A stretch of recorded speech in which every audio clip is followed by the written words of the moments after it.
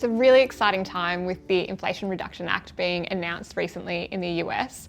Can you maybe describe the Act and talk about the impacts that it has on our climate funds and the climate area of interest? Yeah, thanks, Tar. It's really positive development. Biden's been in power a couple of years now, and he wasn't able to get his first thing through, and we'd sort of lost a bit of hope. But we've had this really welcome surprise that they've been able to get this IRA, Inflation Reduction Act, through, and it's been signed now. So it's super positive for the sector, the climate sector, across a whole bunch of different areas. So wind, solar, batteries, hydrogen, these are the things that are getting a lot of airtime at the moment. It's really positive for the companies involved in these spaces, but it goes broader than that as well. It's good for electric vehicles and the electric vehicle supply chain, because you're going to get that penetration of electric vehicles come through quicker than otherwise in terms of replacing internal combustion engines. It's also good for things like the renovation companies involved in insulation and heating and cooling and so forth, as we go and make buildings more efficient as well. There's some things in there for that. So it's not just the sort of the big ticket things that you're seeing in headlines in terms of the clean energy side. It's across many sectors, and it helps a lot of different companies. There's going to be a lot of capex go in, so it's really good for some of the industrials as well. So yeah, it's a really positive development, and yeah, something that's going to really help these companies with their earnings. Sounds incredibly game-changing for investing in climate. Yeah, we definitely think so. Different levels of game-changing sort of a situation.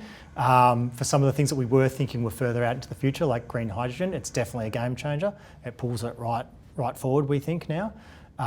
Solar and wind, we always thought were going to take off and be very important in the immediate term. We thought without this bill, but it certainly helps them as well. So it's certainly a positive right across the spectrum, but definitely a game changing for some of those things that were probably a little less tested that we thought were further out into the future. So it's really positive all in all.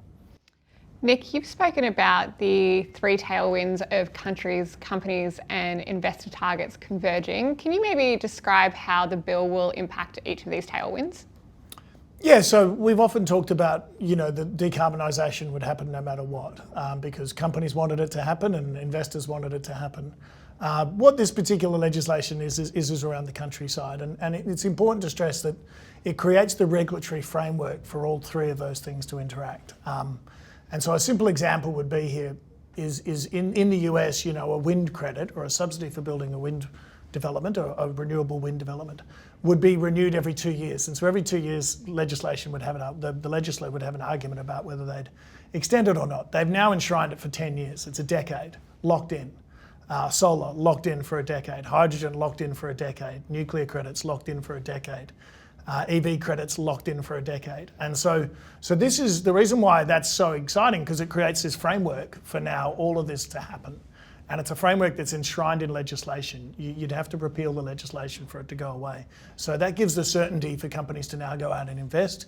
It gives the certainty for companies to now go and make the investments on a very long-term nature to decarbonise the planet. So that bit is super exciting. The second thing that's really exciting about it, and how those three things combine, is they can now take this to COP27 in Egypt, which I think is in November, James, I'm pretty sure. Yep. Correct. And go to all the other countries of the world and say, hey, look what we did. We're the biggest country in the world. We have the biggest piece of climate legislation on the planet today, and it goes for a decade.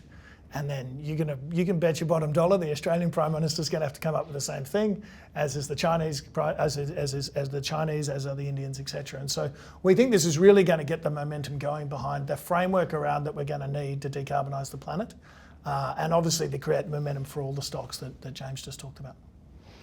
And can you maybe explain the impact that the war in Ukraine has had for climate policy in Europe? Yeah, it's obviously a terrible event for Europe. It's changed the landscape quite dramatically, obviously. So it's not just about decarbonisation, but also about energy security for Europe now, unfortunately. And you've sort of put that geopolitical situation over the top. In the immediate term, what it's done is it's pushed up commodity prices, particularly gas, obviously. And so what the Europeans have to do is basically get themselves off Russian gas as quickly as possible. Obviously, it's not going to be a short-term thing. They just can't do it quickly enough, effectively. But they've introduced this plan called Repower EU. And basically what that is just pulling forward permitting and help for basically renewables development as soon as possible.